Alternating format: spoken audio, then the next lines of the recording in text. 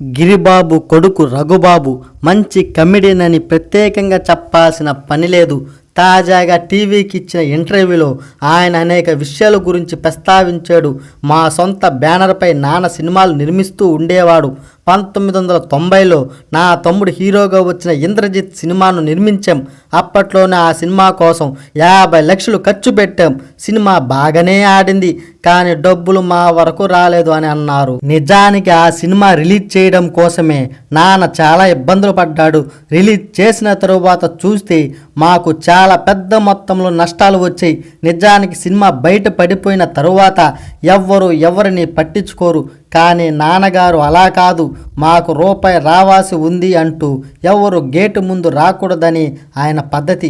Indrajit cinema కారణంగా వచ్చిన నష్టాలను పూడ్చడం కోసం నాన్నగారు స్థిరాస్తులను అమ్మేశాడు. ఆయన 20-25 సంవత్సరాలుగా సంపాదించిందంతా పోయింది.